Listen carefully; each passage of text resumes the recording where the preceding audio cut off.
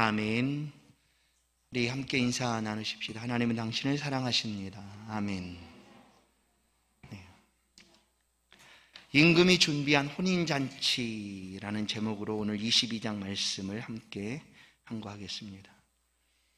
마태복음 13장은 천국 비유가 많이 들어 있습니다.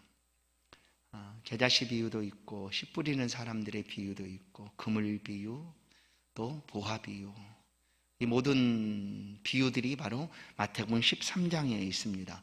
이 13장의 천국 비유는 하나님 나라는 계속해서 보이지 않지만 자라가고 있다. 하나님 나라의 성장, 하나님 나라의 확장에 대한 비유입니다.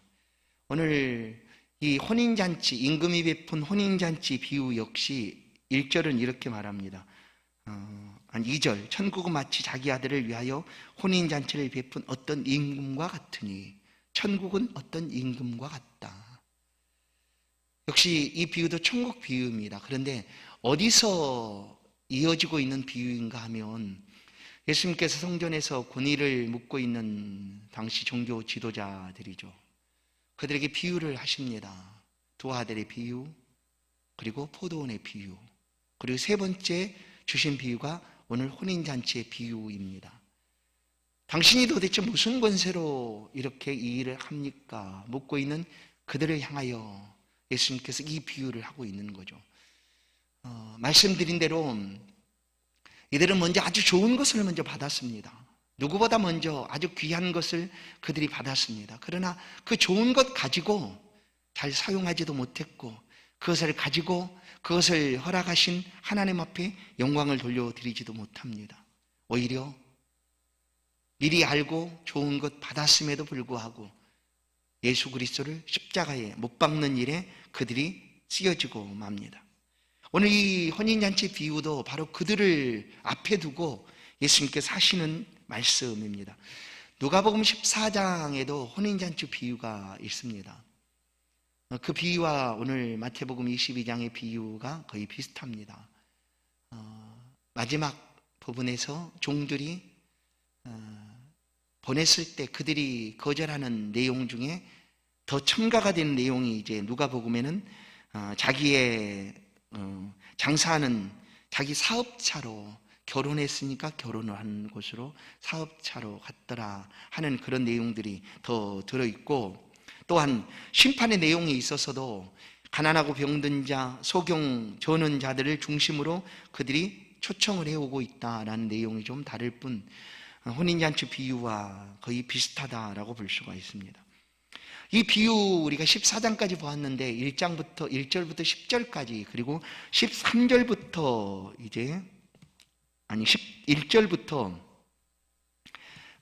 나머지 비유로 이렇게 나눠질 수가 있습니다. 두 가지 비유가 들어있다라고 볼 수가 있죠. 먼저 1절부터 10절까지 보면 혼인잔치를 준비하고 있는 임금의 모습을 우리에게 알려줍니다. 당시의 임금은 가장 최고의 권위자입니다. 가장 높은 사람이다라는 것이죠. 그런데 그 가장 높은 임금이 혼인잔치를 준비했습니다. 아니, 그냥 준비한 것이 아니라 아들의 혼인잔치를 위하여 준비하기 위해서 종들을 사람들에게 보냅니다.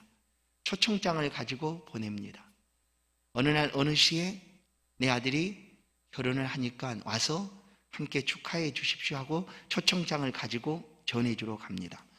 종들이 전해주러 간 사람들이 그 초청장을 받아들이면 이제 그 받아들인 사람이 누구인가, 몇 명이나 되는가를 알고 임금은 그날 올 사람들에 대해서 준비를 하게 되는 것이죠. 그 초청장 그런 의미가 있습니다. 그냥 받고 안 오는 것이 아니라 받았다는 것은 반드시 내가 그날 잔치에 가겠습니다 하는 의미였습니다. 그래서 종들이 초청장을 보내고 받아들인 사람들에 대해서 임금에게 알렸고, 임금은 그 사람들의 수를 따라서 어떻게 올 것인가, 어떤 사람들이 올 것인가 알고 준비를 하게 되었습니다. 이 임금이 얼마나 잔치 준비를 잘했는가를 보시면, 4절을 보시면 오찬을 준비했으니 나와 준비하되 나의 소와 살찐 짐승을 잡고 모든 것을 갖추었으니 라고 얘기하죠. 준비를 아주 잘한 거예요. 오겠다고 하는 사람들에 맞춰서 준비를 자신의 소유 중에서 소도 잡고, 또한 오찬이라 하면 아마 아침이나 점심 식사가 되지 않을까. 주로 이제 점심 식사의 표현으로 우리가 볼 수가 있습니다. 만약에 저녁으로 볼 수 없는 이유는 이 종들이 보냈을 때 초청한 사람들 오지 않았고, 다시 길거리 가서 그들을 초청해서 잔치가 벌어졌기 때문에 저녁이라고 한다면 너무나 시간이 촉박하죠. 그래서 아마 아침이나 점심쯤에 이렇게 준비해서 초청한 사람 오게 했을 것이다 라는 것이 타당하게 보여집니다. 모든 것을 준비했다. 4절에 보시면 이 임금은 모든 것을 준비했습니다. 모든 것, 부족하지 않게 필요한 모든 것을 준비해 놓고 초청받은 사람들에게 부릅니다. 종들을 보내서 오십시오. 잔치날이 되었으니 이제 오십시오. 그랬더니 3절을 보니까 이 종들이 싫어합니다. 아니, 보냄받은 종들이 가서 초청장을 받은 사람들에게 오십시오 했더니 싫어합니다. 오라 했더니 오기를 싫어하거늘. 그런데 좀 당황스럽지 않습니까? 임금은 그 초청한 사람들이 올 것을 알고 준비를 다 해놨는데 그들이 오지 않겠다는 거예요. 싫어하는 거예요. 그걸 다시 보냈어요. 그러지 마시고 초청장을 받은 그 사람들을 향하여 내가 여러분들을 위해서 모든 것을 준비해 놨으니 오십시오 하고 다시 한번 말씀을 합니다. 이 임금은 완벽하게 잔치를 준비해 두었어요. 살찐 소, 짐승, 음식들을 준비하고 모든 것을 갖추었다라고 표현을 합니다. 여기서 이 천국 2절에 보면 어떤 천국은 어떤 임금과 같으니라고 얘기하죠. 그래서 이것은 천국 비유이니까 천국의 모습이 어떠하다라는 것을 간접적으로 볼 수가 있는 거죠. 천국은 우리를 위하여 모든 것이 다 준비된 곳입니다. 전혀 부족하지 않은 곳이죠. 부족함이 없는 곳입니다. 모든 것이 다 준비된 곳이 바로 천국입니다. 그 천국의 아름다움과 풍요로움을 이 비유 속에서 우리는 볼 수가 있습니다. 왜 그러면 이들은 초청장을 받았던 사람이 오기를 싫어했을까? 그냥 오면 되는 거 아닐까요? 초청장도 받았으니까, 가겠다고 약속도 했으니까, 그래 그날에 대해서 오기만 하면 되는데 그들은 거절했어요. 그래서 이 거절한 사람들에 대해서 임금은 말합니다. 합당치 않다. 이 잔치에 합당하지 않다 그들은 라고 얘기를 하고, 이제 7절을 보시면 그들을 진멸하라 얘기합니다. 임금이 노하여 군대를 보내어 그 살인한 자들을 진멸하고 그 동네를 불사르고. 그냥 이걸 그냥 비유로만 봐도 상당히 무서운 표현 아니겠습니까? 잔치에 좀 안 왔다고 그냥 그렇게 할 수가 있는가? 물론 그 사이에 다시 종들을 보냈는데 그들은 다 거절합니다. 자기 일이 먼저인 거죠. 이게 지금 당장 내가 사업을 시작했는데 자기 밭으로 가고, 한 사람은 자기 사업으로 가고, 또 다른 사람들은 오라고 말하고 있는 종들을, 그 종들이 무엇을 잘못했는지 하여튼 그들을 잡아서 죽였다라는 거예요. 그래 임금이 기가 막힌 거죠. 아니 어떻게 이럴 수가 있는가? 내가 강제로 그들을 오라고 한 것도 아니고 그들이 초청장을 받고 오겠다고 약속을 해서 오십시오라고 하는데 그것이 뭐가 잘못됐습니까?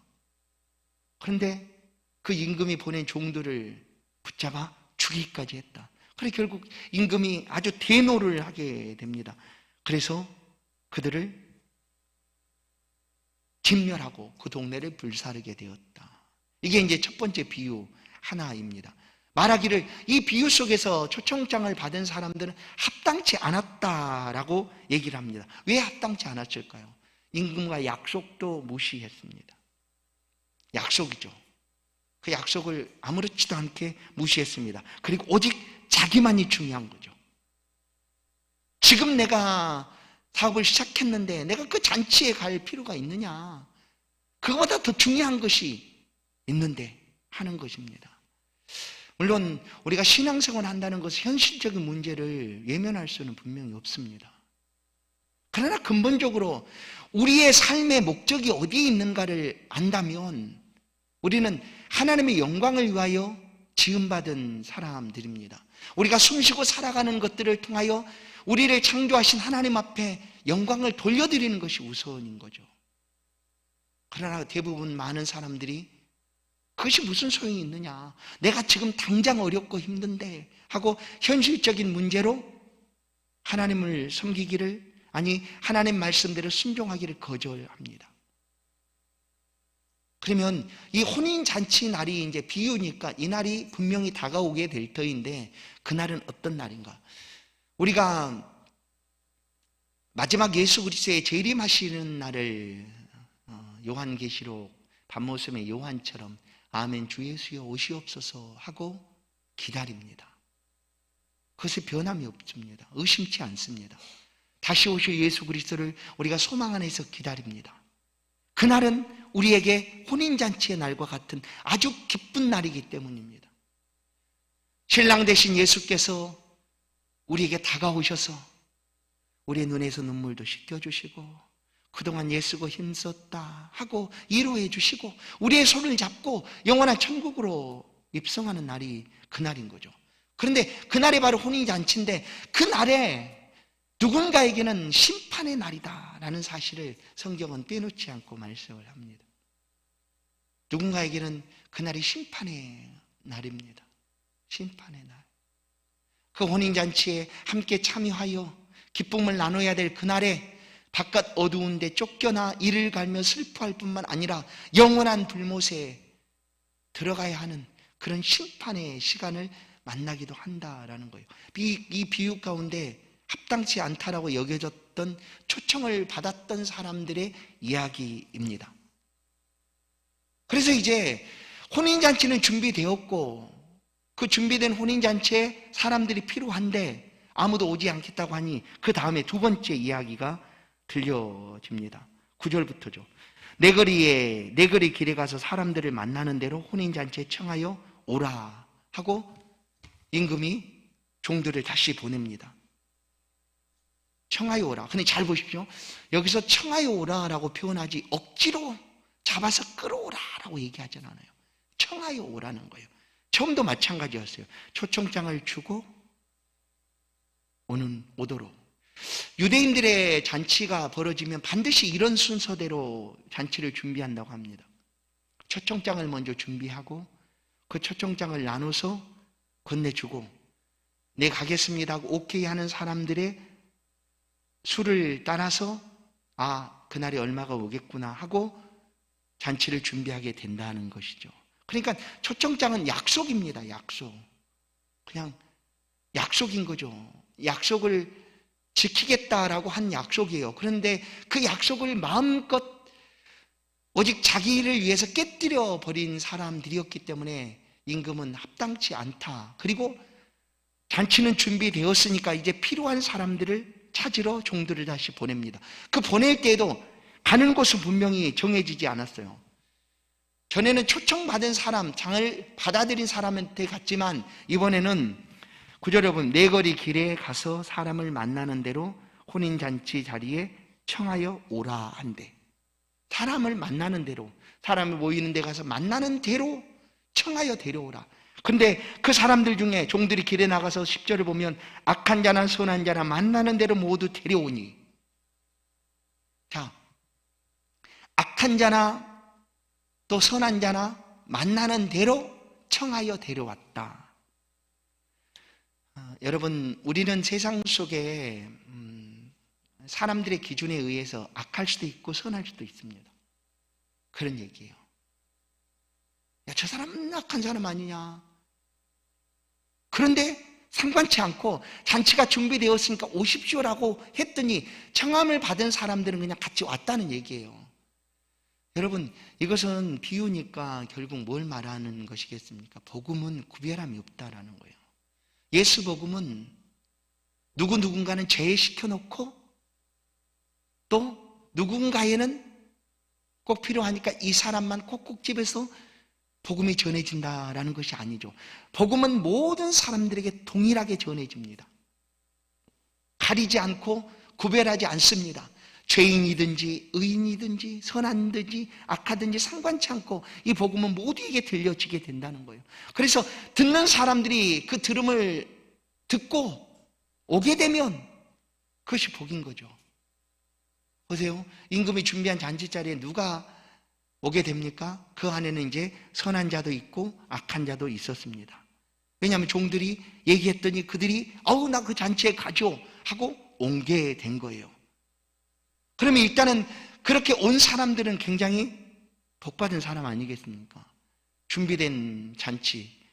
아까 4절에 말한 것처럼 모든 것을 갖추어진 잔치입니다.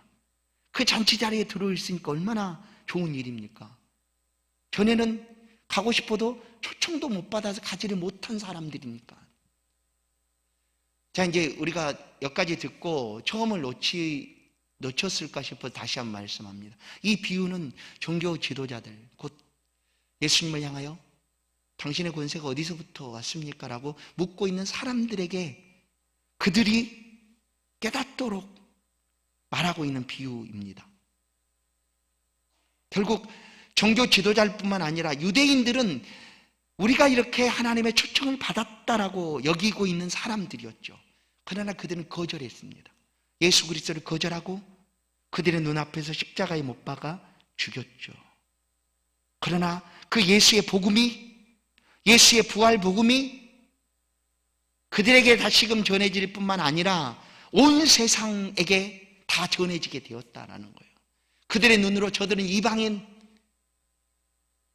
악한 사람들, 하나님의 은혜와 상관이 없는 사람들이라고 여겨졌던 그들에게까지도 복음이 전해지게 되었다라는 거예요. 그래서 보세요. 사도행전을 보면 예수 부활 복음이 전해지고 수많은 이방인들이 전에는 감히 함께 할 수 없었고 하나님의 전에서 함께 모일 수 없었던 그냥 죄인이고 이방인은 아예 죄인으로 취급을 받았던 그때였으니까. 그러나 그들이 하나님의 은혜 가운데 함께 거하고 그 베풀어진 은혜를 누리게 되었다라는 거예요. 지금 거기까지 이 비유가 지금 담겨져 있는데 보십시오. 이제 그 다음에 이어서 초청을 받은 사람들이 그 잔치에 왔습니다. 자, 11절을 보시면 손님이 가득했죠. 11절, 임금이 손님들을 보러 들어올세. 자, 이제 여기서 이제 참 중요합니다. 임금이 손님을 보러 들어왔다. 아까 이 혼인잔치는 마지막 다가올 잔치 자리입니다. 그리고 그 자리에는 선한 자든지 악한 자든지 다 만나게 되는 시간입니다. 임금이 들어왔다라는 것이 굉장히 중요한 의미를 갖고 있죠. 임금이 들어왔습니다. 그런데 들어와서 보니까 그 잔치 자리에 있어서는 안 되는 사람이 있는 거예요. 그걸 임금이 어떻게 알았을까요?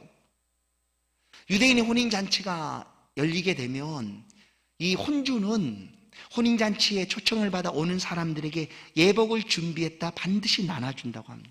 이제 이 비유니까 유대인들의 비유, 생활에 따라서 비유를 하고 있는 것 아니겠어요? 그러니까 혼주는 반드시 혼인잔치 자리에 초청을 받아서 그 자리에 들어가는 사람들에게 혼주가 준비한 예복을 반드시 준다는 거예요. 그래서 들어가는 사람은 그 예복을 입고 그 자리에 들어가게 된다라는 거예요. 그래서 이제 임금이 와서 혼인잔치 자리에 참석해서 이제 드디어 와가지고 시작하려고 하는 순간에 임금의 눈에 누가 보이는가 하면 11절, 거기서 예복을 입지 않은 한 사람을 보고, 한 사람을 보았어요. 예복을 입지 않은 한 사람.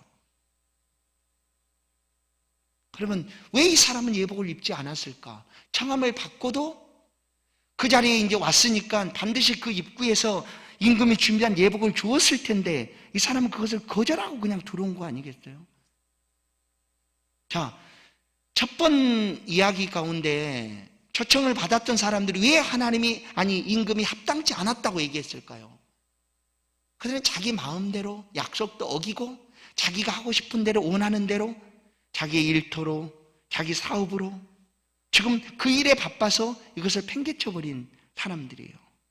그래서 그들은 합당치 않았다 하고 그들이 거하는 고을을 불사르게 되었는데 그 이후에 이제 사람들을 초청해서 오라고 해서 잔치 자리에 딱 가봤더니 임금의 눈에 예복을 입지 않은 한 사람이 보였다라는 거예요.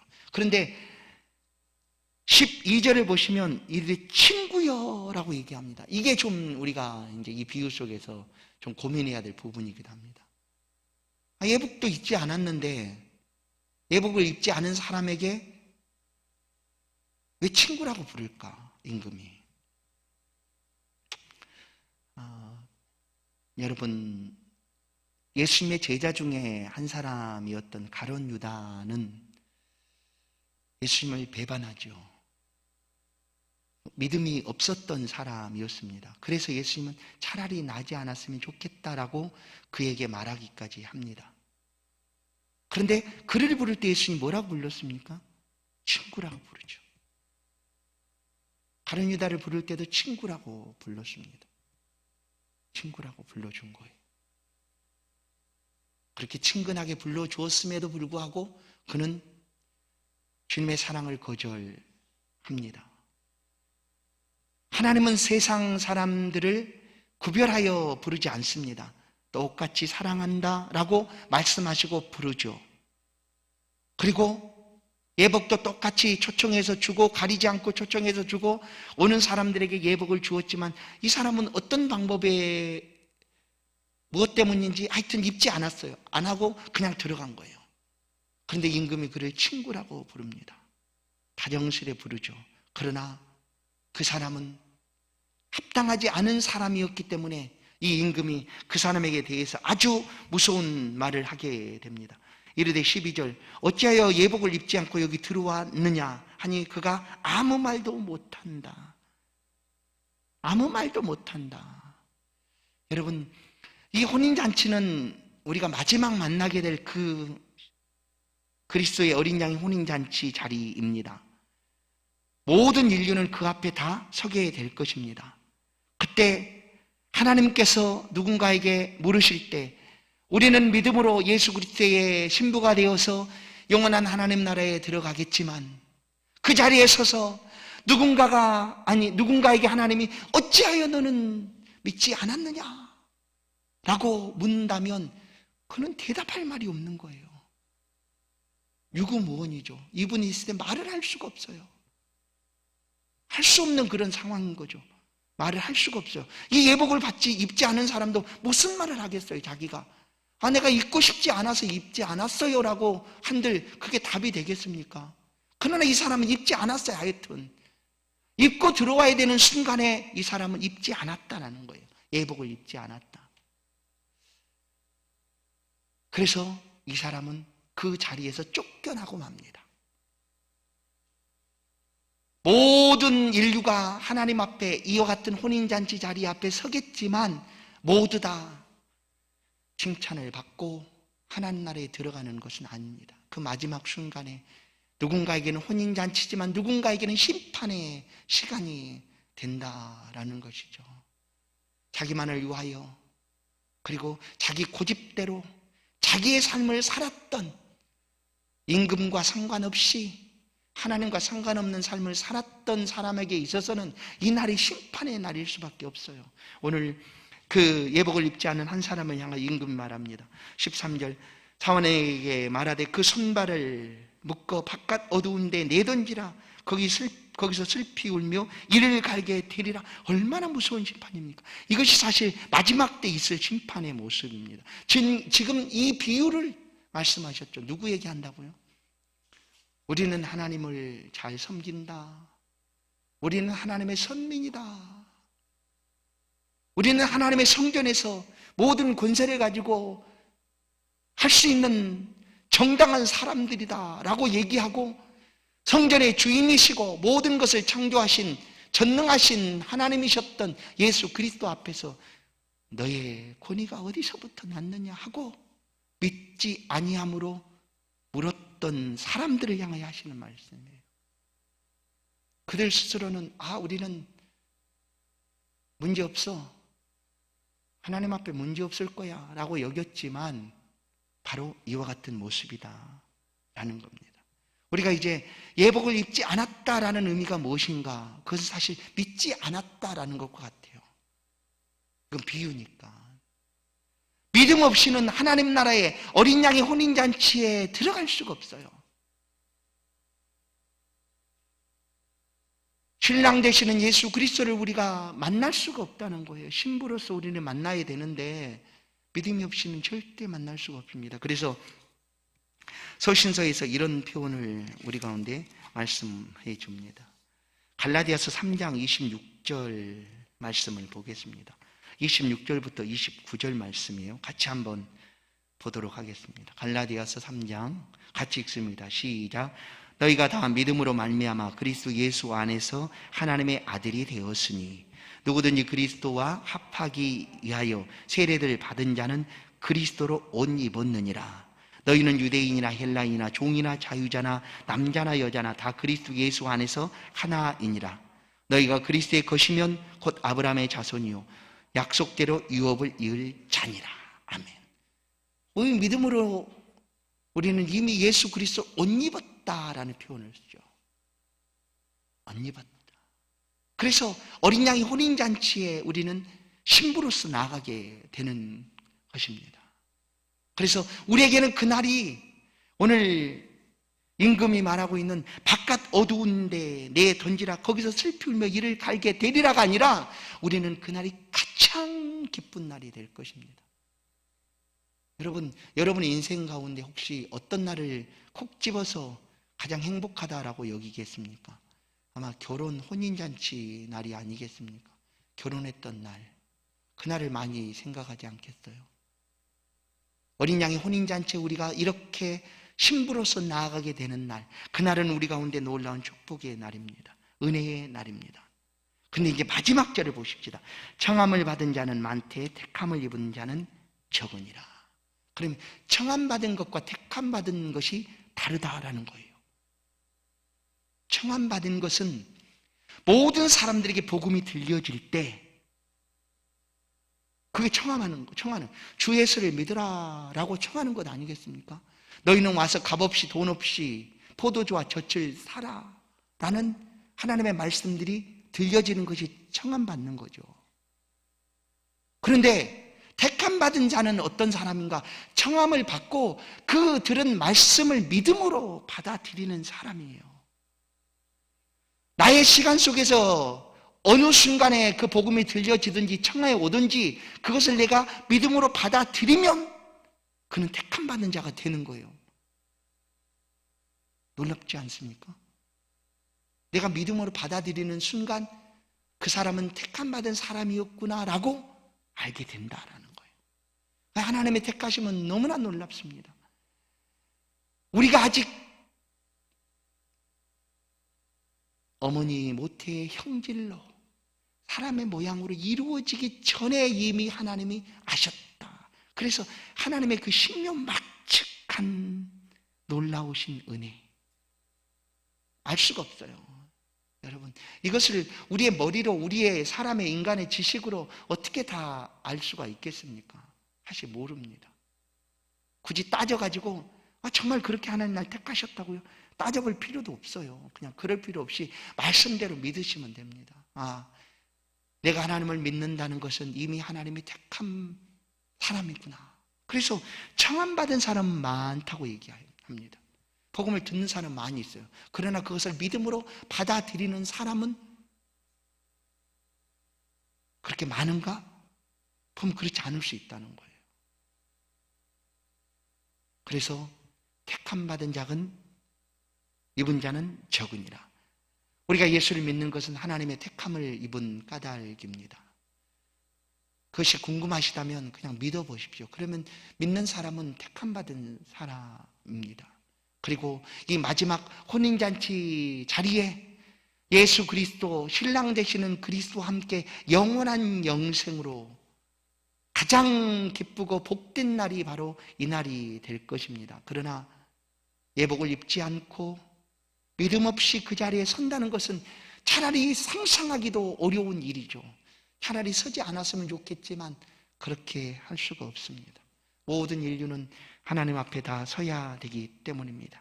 그때 우리는 유구무원이 아니라 하나님, 그렇습니다.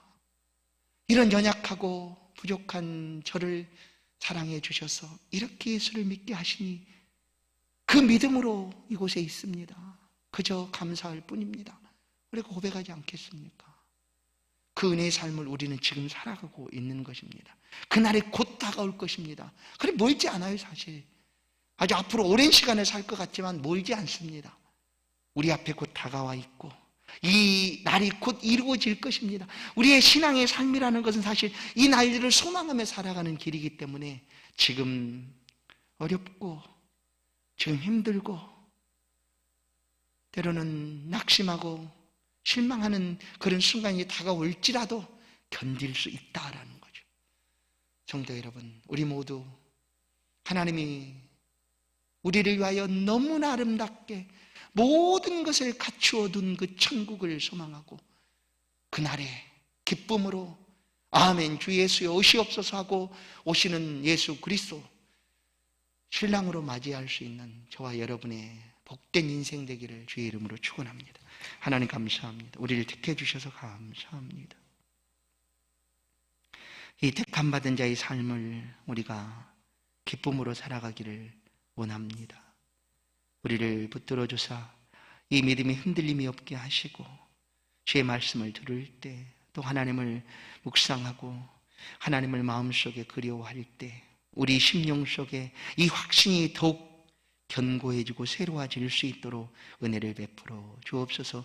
이 말씀을 듣는 우리 모두가 하나님 앞에 선 그날 기쁨의 시간이 되게 하시고 우리의 눈에서 눈물이 씻겨지고 영원한 천국에 그리스도 예수의 손잡고 들어갈 수 있는 그런 기쁨의 잔치가 될 수 있도록 은혜를 베풀어 주옵소서. 그날을 소망합니다. 붙잡아 주옵소서. 예수 그리스도의 이름으로 기도하옵나이다. 아멘. 찬송 180장입니다.